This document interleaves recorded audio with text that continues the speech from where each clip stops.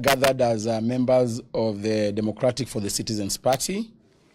We have leaders from across the country, and we'd like to issue the statement as follows. We, the DCP, we wish to address ourselves to the nation of Kenya and the patriotic citizens of our beloved country as follows. Last week, we announced that our party leader, His Excellency Rigathi Gachagua, will return to the nation on Thursday, 21st August, at noon from the United States of America. We want to confirm that his return is still as scheduled. Second, we call on the people of Kenya to show up at the Jomo Kenyatta International Airport at 8 a.m. to receive our beloved party leader. We shall have a mother of all peaceful processions upon his arrival. The procession will begin from the Jomo Kenyatta International Airport to the Central Business District and later address a public rally at the hallowed Kamkunji grounds. The police are hereby notified to provide security, and they should not dare to demonstrate against the people of Kenya. We have done a letter to the Inspector General notifying him of the said activity. We confirm that indeed we will, and as a party and as the people of Kenya, we shall gather at Jomo Kenyatta International Airport starting from 8 a.m. This is to ensure that we plan ourselves adequately. We have people traveling from across the country, all the way from Tesoland, from Luoland, and therefore we want to have good organization and protocol at the airport. So we want to ask all our supporters traveling from across the country to be at Jomo Kenyatta International Airport as from 8 a.m. We are also adequately informed of the mischief and also plans by President William Ruto to have our party leader arrested upon his arrival at Jomo Kenyatta International Airport. We are also informed that William Ruto is planning to divert his plane to either Kisumu or Mombasa International Airports to arrest him from there. We have encouraged our members to also plan to receive him in those respective airports. We want to be very particular and candid on this matter. Take notice that any attempt to arrest Honorable His Excellency Rigathi Gachagua, once he lands in the country, will be met by our supporters across the country. We have asked our supporters to be on standby.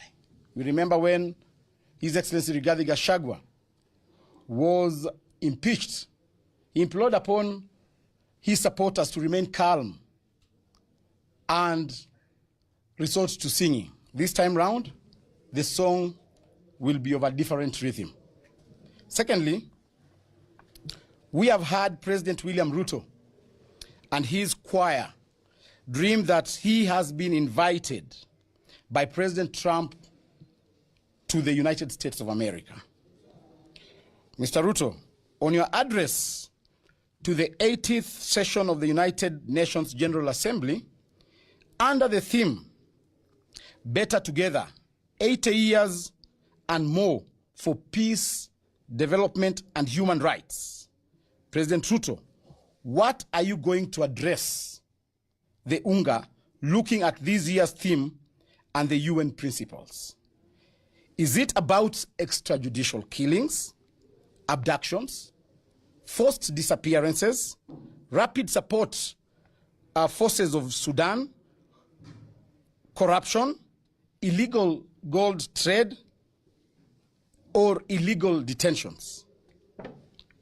Or on this matter, we, the Democratic Party, Citizens Party of Kenya, wishes to bring to the attention of the global community and the United Nations General Assembly that the President of Kenya has consistently violated the very principles upon which the UN was founded. That is human rights, dignity, and peace.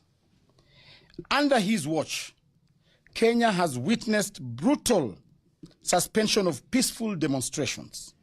Young Kenyans exercising their constitutional rights to protest have been met with live bullets, unlawful detentions, and state-sponsored abductions. Systematic violation of freedom of expression. Journalists, whistleblowers, and activists continue to be harassed and silenced. Failure to protect human life.